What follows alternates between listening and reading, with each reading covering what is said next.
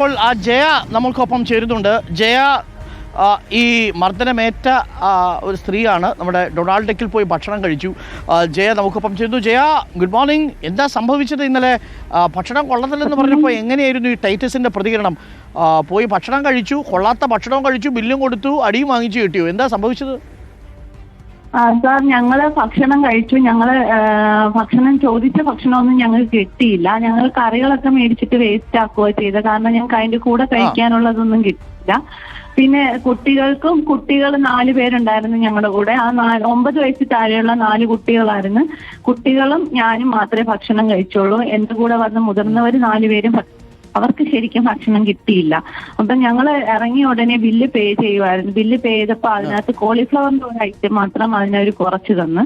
അതിനകത്ത് നല്ല രീതിയിൽ മണ്ണ് കടിക്കുന്നുണ്ടായിരുന്നു. അതുകൊണ്ട് ഞങ്ങൾ പറഞ്ഞു, ഇങ്ങനെ നിങ്ങൾ എത്രയാണെന്ന് വെച്ചാൽ പൈസ എടുത്തോ, പക്ഷെ നിങ്ങൾ ഇനി മേലിൽ ഇത് ആരോടും ആവർത്തിക്കരുത് എന്ന് പറഞ്ഞ് എന്റെ ബ്രദർ മാന്യമായിട്ട് അവരെടുത്ത് ആന്റീനെ വിളിച്ച്, അവർ റിസപ്ഷനിലിരുന്ന ആ സ്ത്രീ എടുത്ത് ആന്റിയെന്ന് വിളിച്ച് മാന്യമായിട്ടാണ് പറഞ്ഞത്. ആന്റി എത്രയാണെന്ന് വെച്ചാൽ ബില്ല് എടുത്തോളൂ, പക്ഷേ ഇത് മേലിലും ആരെടുത്തും ഇത് ആവർത്തിക്കരുത്.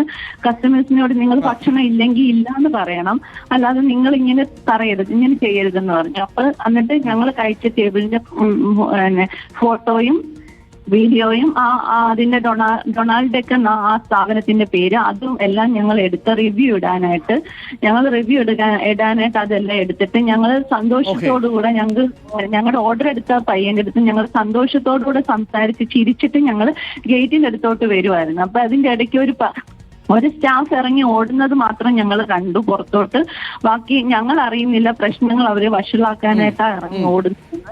പക്ഷേ ഞങ്ങൾ പുറത്തോട്ട് ഇറങ്ങി, ഞങ്ങൾ സന്തോഷത്തോടുകൂടി ആ സ്റ്റാഫിന്റെ അടുത്ത് വിവരങ്ങളൊക്കെ പറഞ്ഞ് ഞങ്ങൾ പുറത്തോട്ട് ഇറങ്ങിയതും ഒരു 3-4 പേര് വട്ടം ഗേറ്റിന്റെ അടുത്ത് വന്ന് ഞങ്ങളെ തടയുമായിരുന്നു.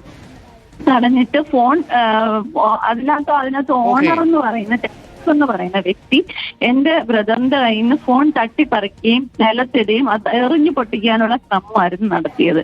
അപ്പൊ അതിന്റെ ഇടയ്ക്ക് പെട്ടെന്ന് തന്നെ ബ്രദർ ഓടി ഫോണുമായിട്ട് കാറിൽ കയറി.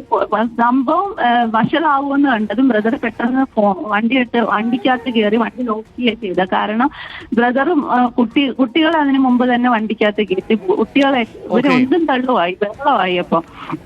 അപ്പം ബ്രദർ ഓടി വണ്ടിക്കകത്ത് കയറിയപ്പോ നിങ്ങൾ അവിടെ പോയി ഓർഡർ ചെയ്ത ഭക്ഷണം എന്തായിരുന്നു ജയ? ഓർഡർ ചെയ്തത് ഞങ്ങളെ ഇടിയപ്പം, പൊറോട്ട. ഇടിയപ്പം ഒക്കെ അവർ ചൂടാക്കി തരുന്ന പഴയ ഭക്ഷണമായിരുന്നു. ഞങ്ങൾക്ക് ചൂടാക്കി തരുക ചെയ്തത്. ഞങ്ങൾക്ക് അതിനകത്തൊന്നും ഞങ്ങൾക്ക് കംപ്ലൈന്റ് ഇല്ല. പക്ഷെ നിങ്ങൾ ഭക്ഷണം ഇല്ലായിരുന്നു എന്നും നേരത്തെ ഞങ്ങളോട് പറഞ്ഞാൽ മതിയായിരുന്നു. ഞങ്ങളോട് ഈ പ്രവർത്തിച്ചത് മറ്റുള്ളവരോട് നാളെ ചെയ്യരുതെന്ന് മാത്രമേ ഞങ്ങൾ അവിടെ പറഞ്ഞോളൂ. മോശം റിവ്യൂ ആയിരുന്നെന്ന് ഞങ്ങൾക്ക് ആ റിവ്യൂ ഇടണമായിരുന്നു. അതുകൊണ്ട് മാത്രം ഞങ്ങൾ അത് എടുത്തത്. പക്ഷെ അതിനകത്ത് ഇവര് ഇത്രയും നമ്മളോട് ക്രൂരത, നമ്മൾ പല ഹോട്ടലുകളിൽ നിന്ന് ഭക്ഷണം കഴിച്ചിട്ടുണ്ട്. പക്ഷെ ആദ്യമായിട്ട് മനസ്സിലായി, അത് ചെയ്യാൻ പാടില്ല. അത് ഒരു ഹോട്ടലുടമയും ചെയ്യാൻ പാടില്ലാത്തതാണ്.